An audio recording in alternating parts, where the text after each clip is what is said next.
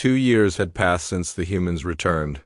The galaxy was very different now. Captain Tony Phillips walked through the main corridor of Space Station Unity, the new capital of the galaxy.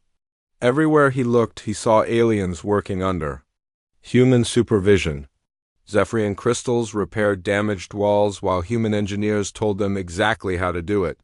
Krothek warriors stood guard at every door, but they took orders from human officers. The most important change was in the council chamber itself. Governor Jake Morrison sat on a raised platform at the center of the room. Below him, in a circle, sat the representatives of 34 alien species. But they were not really representatives anymore. They were more like students waiting for their teacher to speak. Today we will discuss the new trade agreements for the Outer Rim, Jake announced. His voice echoed through the chamber. Every alien sat perfectly still and listened. Dr. Malthancor raised one crystal hand. Governor, may the Zephyrian Republic make a suggestion about energy distribution? Jake nodded. You may speak, but remember that humans will make the final decision. This was how everything worked now. Aliens could offer ideas, but humans decided what would happen. It was not cruel, but it was clear who was in charge. The economic transformation had been amazing. Under human control, trade moved more smoothly than ever before. The Veilter were getting their breathing gases on schedule. The Meridian farmers were selling their crops for fair prices. Even the surviving Krothak had jobs building human-designed space stations, but every alien knew they were working for humanity now. Not with them. Commander Alex Turner managed the new economic system from his office on Luna Station. His screen showed cargo ships moving between star systems, carrying goods where they were needed most. Everything ran perfectly because humans were controlling every detail. Sir, the Aquatic Collective is requesting permission to build a new underwater city, reported his assistant, Lieutenant Sarah Kim. Alex checked the request on his computer. Approved, but they must use human architectural plans, and they will pay a management fee to Earth. This was normal now.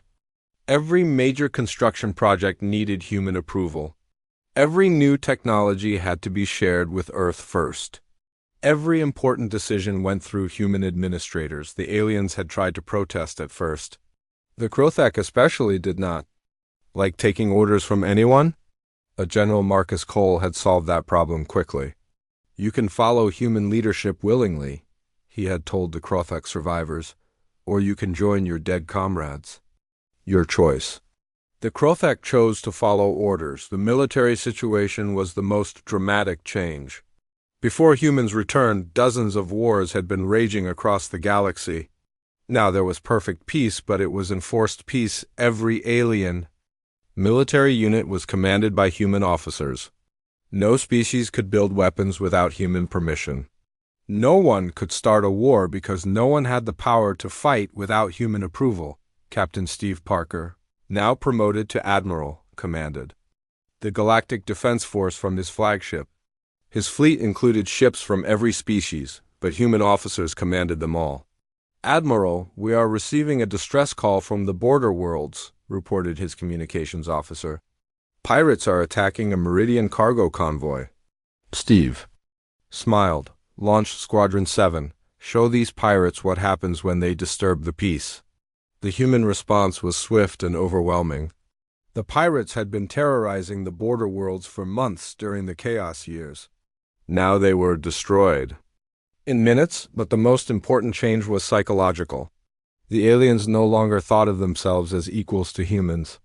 They understood their place in the new order. Dr. Susan Blake visited her old colleague, Dr. Malthancor, on the Zephyrian homeworld. The crystal cities were bright and beautiful again, powered by human-designed reactors. But the Zephyrians who lived there moved carefully, always checking to make sure they had permission before doing anything important. Susan, thank you for coming to see me, Dr. Malthancor said. His crystal body flickered with nervous colors. I wanted to ask about the new research protocols. What about them? Susan asked. Every experiment must be approved by human scientists. First, every discovery must be reported to Earth immediately. We cannot even study our own technology without permission. Susan nodded. That is correct. Is there a problem? Dr. Malthancourt hesitated. 3 years ago, he would have been angry about such restrictions. Now he was just grateful to be alive. No, no problem. We understand that humans know best. This conversation happened everywhere across the galaxy. Aliens who had once been proud and independent now asked permission for everything. They had learned that trying to act without human guidance led to disaster. The Veilter had become completely dependent on human supply ships. Dr. Nefara no longer even tried to understand how the humans got the special gases his people needed. He just waited for the deliveries and said, "Thank you." "We could try to learn their methods," suggested his assistant Quintal during one of their council meetings. "No," Dr. Nefara replied quickly. "The last time we tried to be independent, we almost went extinct. It is better to let the humans handle everything." The new education system reflected the changed reality. Young aliens learned human history. Alongside their own, they studied human languages and human science. Most importantly, they learned why human leadership was necessary for galactic peace on the aquatic world. Young fish-like children attended classes taught by human teachers. They learned about the chaos years when humans were absent, and how their people had almost starved without human trade networks. "Remember," their teacher Ms. Jennifer Walsh told them, "cooperation with humanity is not just good policy. It is the only way to survive." The children nodded seriously.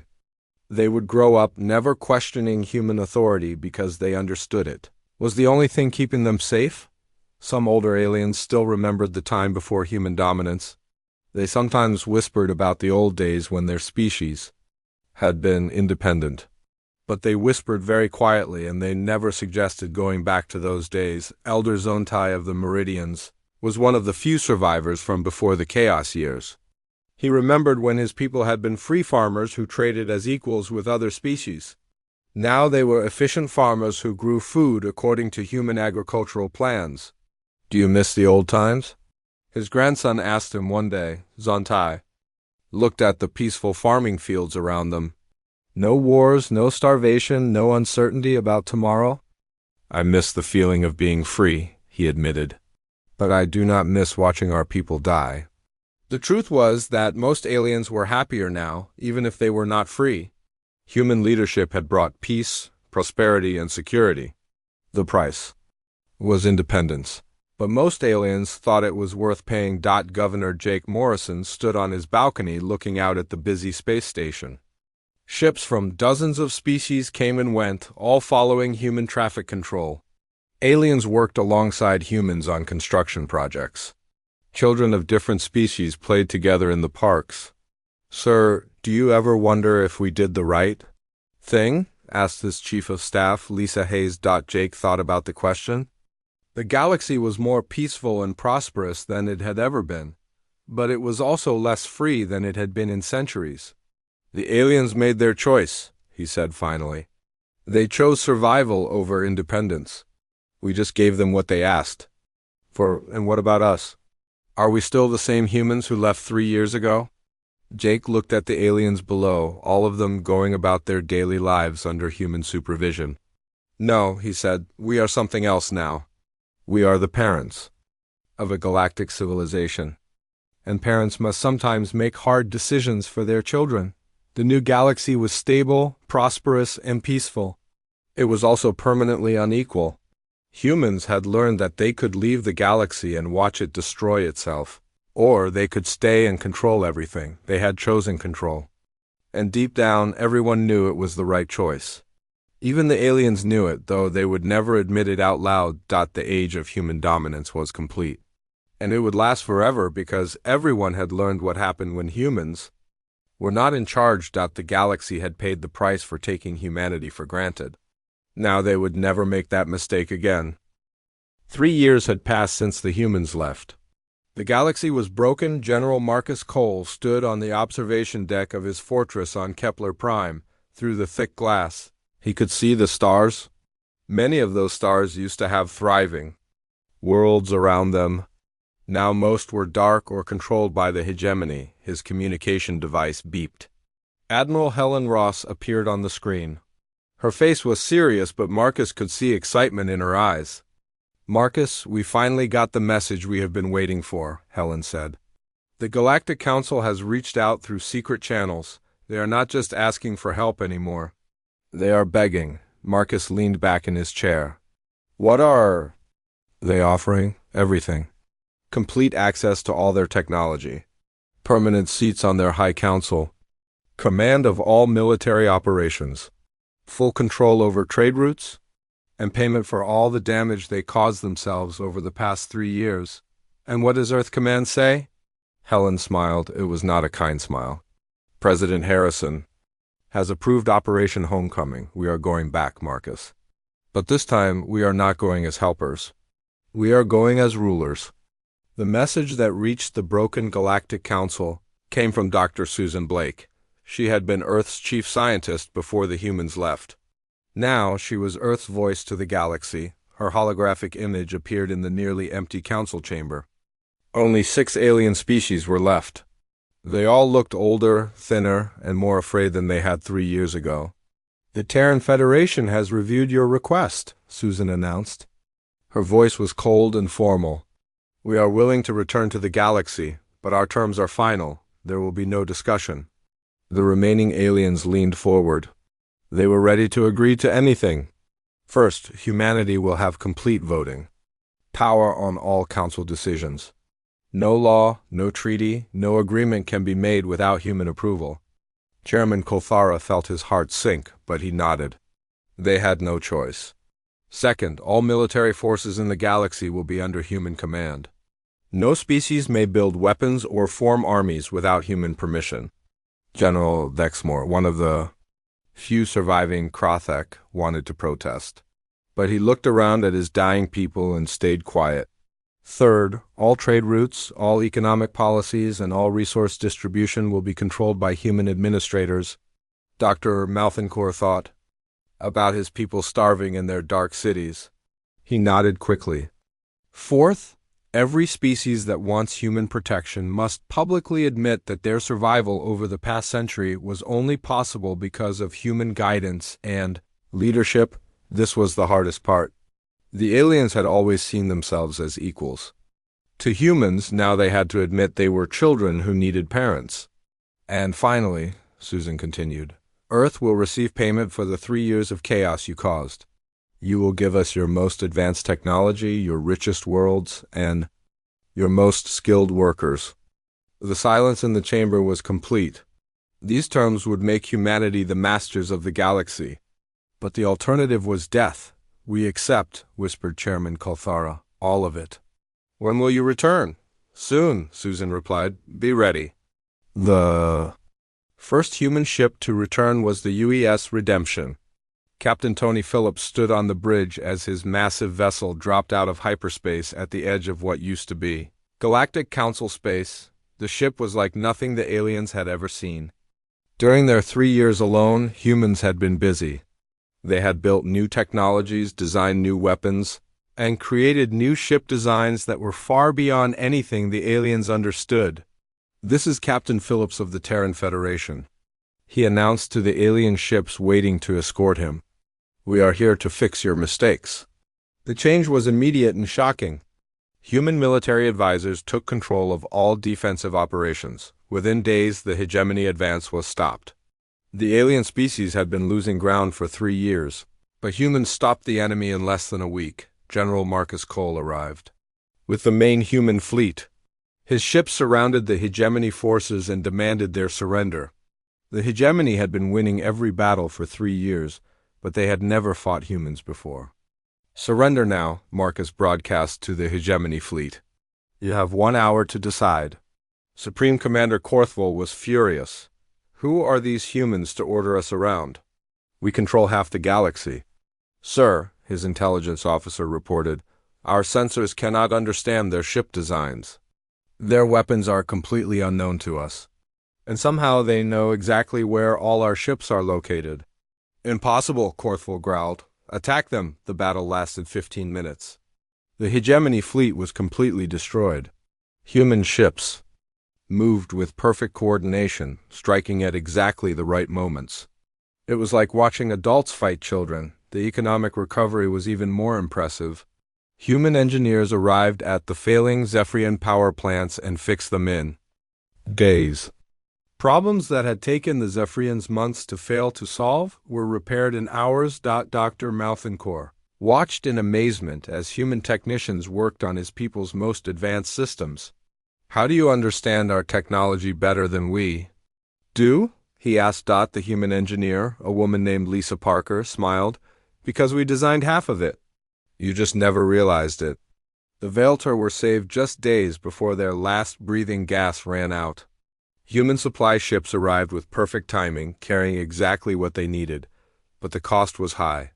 "You will give us your dimensional technology," announced Commander Alex Turner. "All of it. Research notes, prototype devices, manufacturing, processes, everything." Dr. Nathara had no choice. "Yes, of course, thank you for saving us." "We are not saving you," Alex replied. "We are buying you." There is a difference. The trade routes were restored within weeks.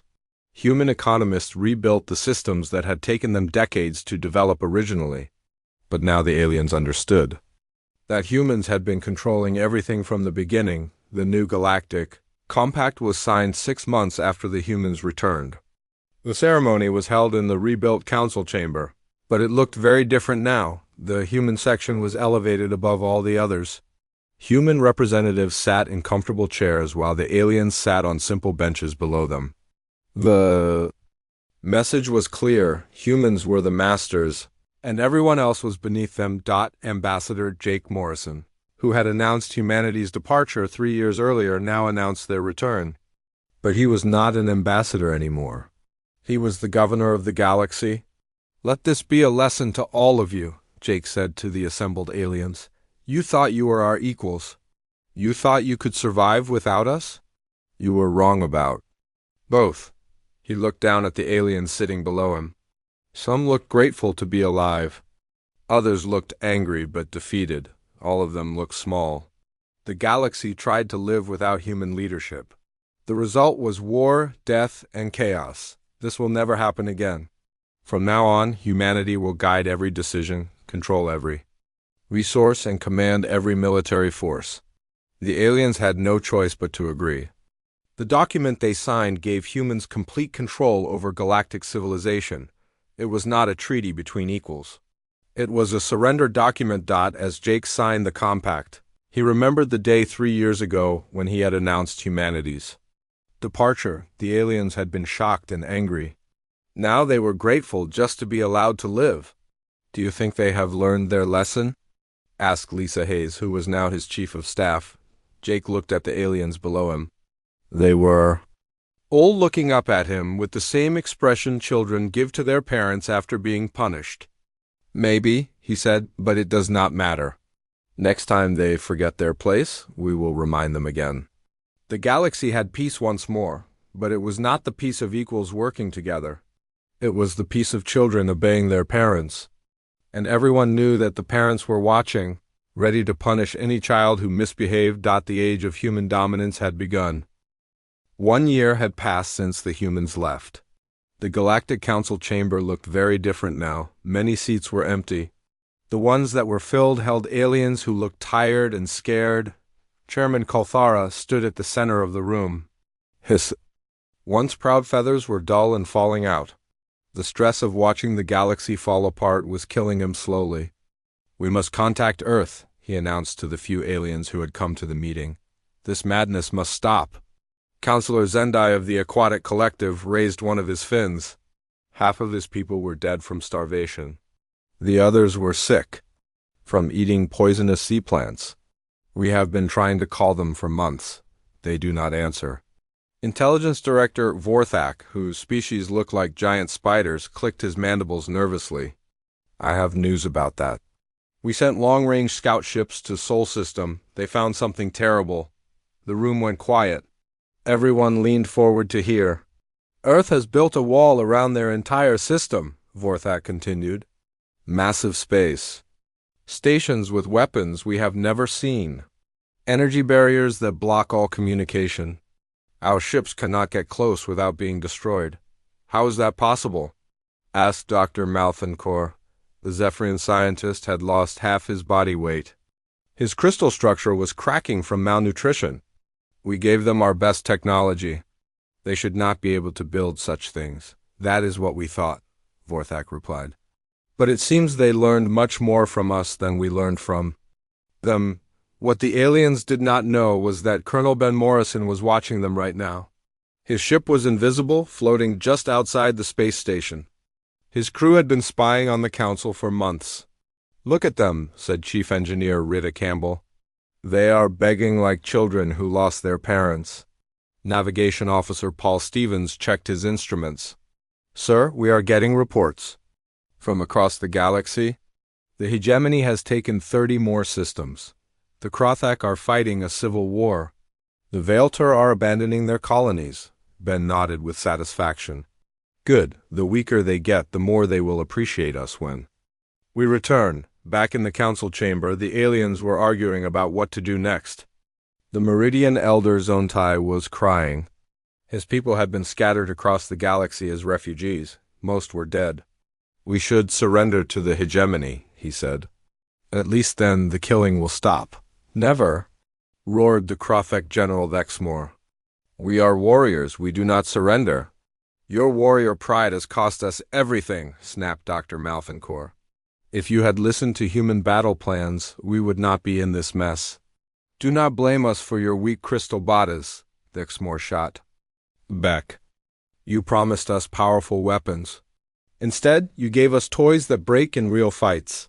The argument went on for hours. Every species blamed every other species. No one wanted to admit that they had all been helpless without human guidance. Meanwhile, on the other side of the galaxy, the Veilter were facing extinction. Dr. Nathara floated in his container, looking at the last supplies of breathing gas. His people had maybe 2 weeks left. "We must try something desperate," he told his council. "Send a message to the hegemony. Offer them everything we have in exchange for safe passage to the dimensional portal." "Everything?" asked Quintal. "Even our dimensional technology?" "Yes.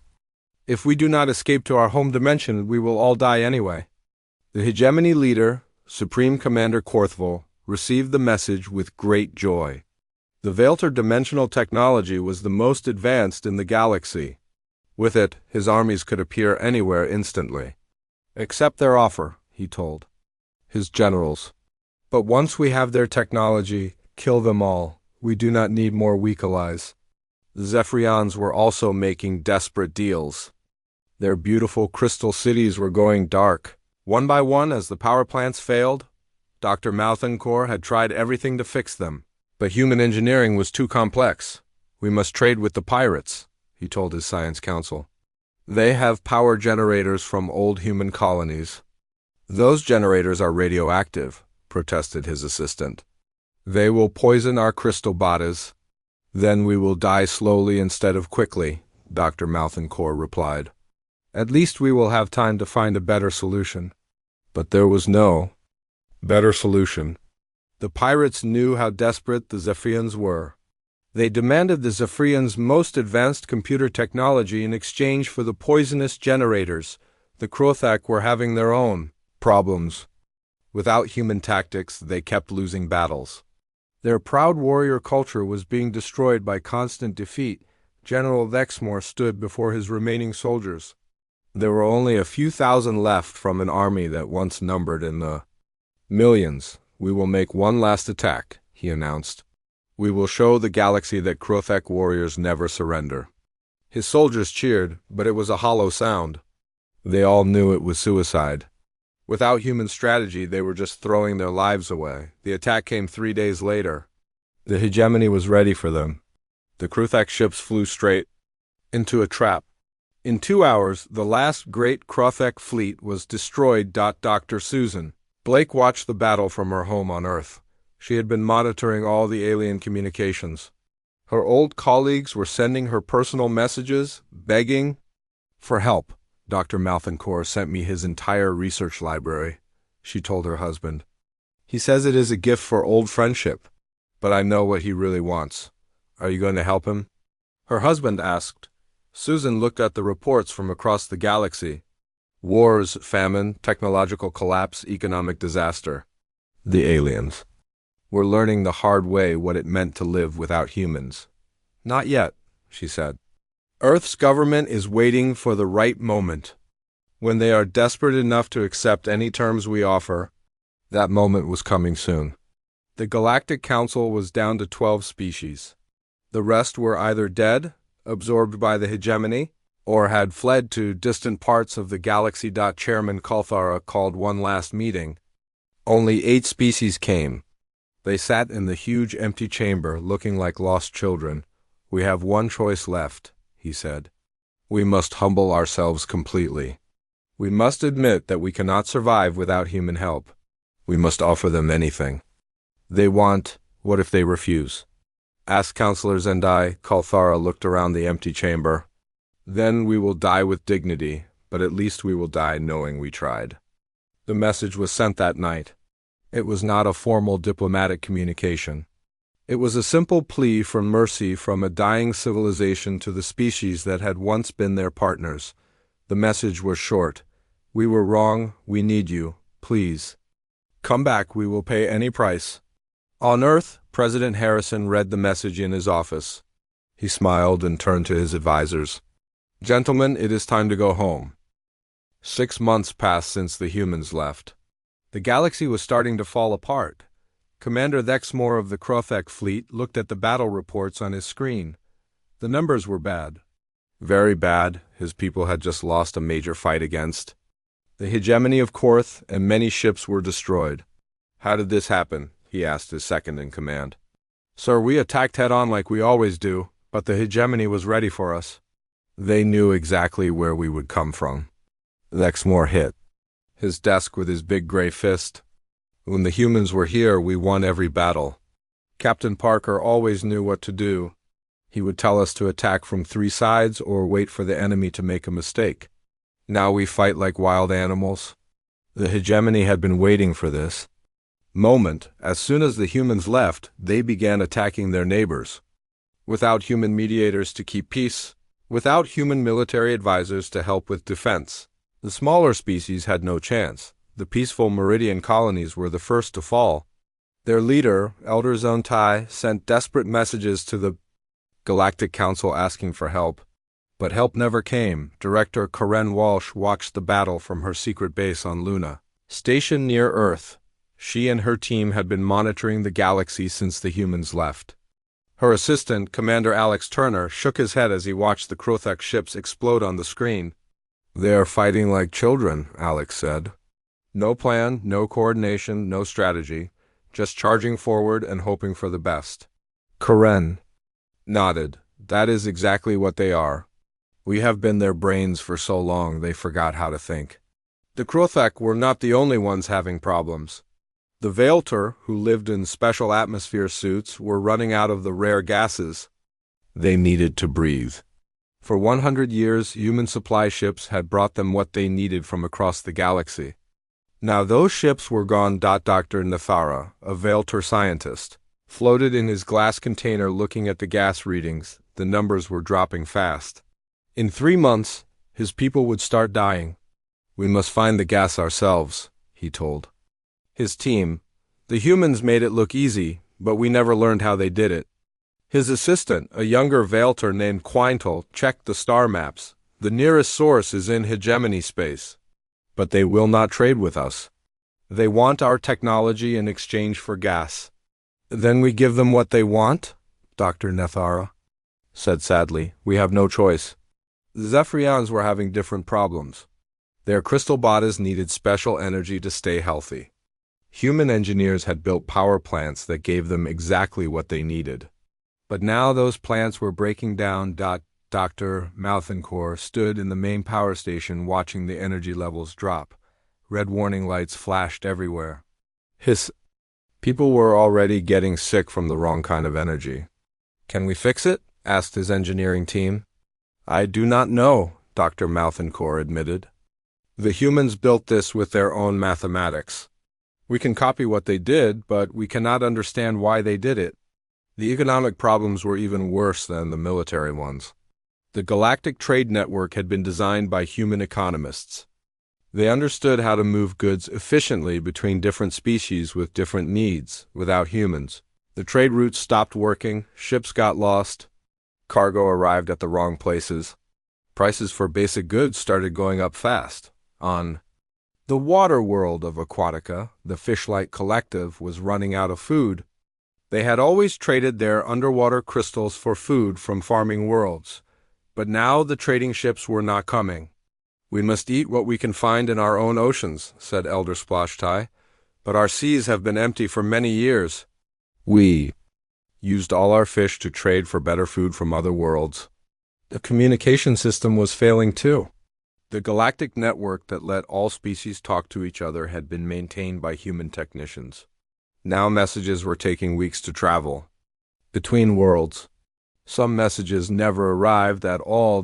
Chairman Kolthara of the Galactic Council tried to call an emergency meeting, but half the species could not be reached. The others were too busy fighting wars or dealing with their own problems to come. "This is madness," he said to his empty council chamber. "How did we become so dependent on one species?" His advisor, a small purple creature named Piptok, looked through old records. "Sir, the humans have been helping us for over 100 years. They solved our problems so well that we stopped learning how to solve them ourselves."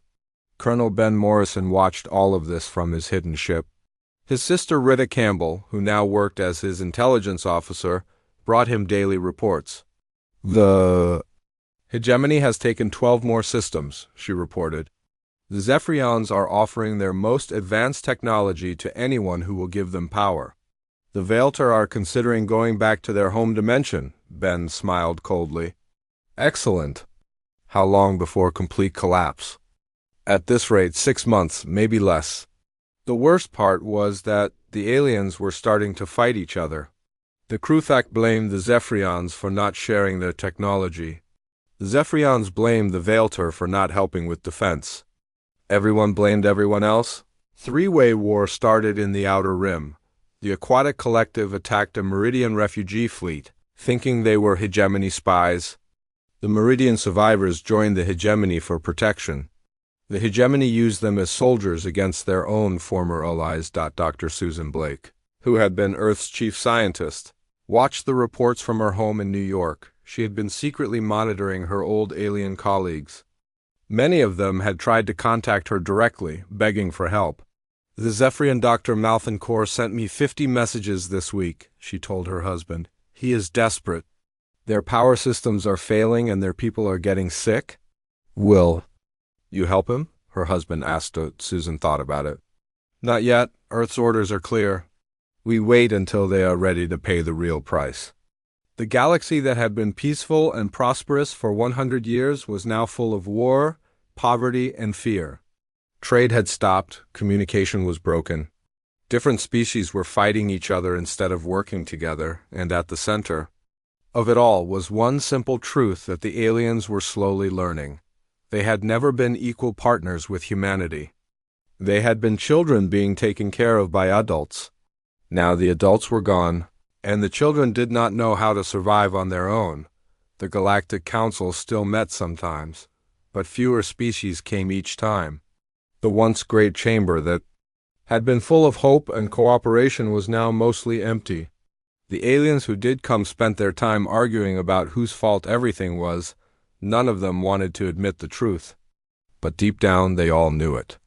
The galaxy needed humans much more than humans needed the galaxy, and soon they would have to swallow their pride and beg for humanity to come back.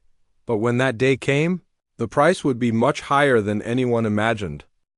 Jake Morrison sat in his chair at the big round table where all the alien leaders met. The room was huge, bigger than any building on Earth. Floating screens showed information from across the galaxy. Strange creatures from different worlds filled the seats around him. The blue crystal people called Zephyrians made soft ringing sounds when they moved.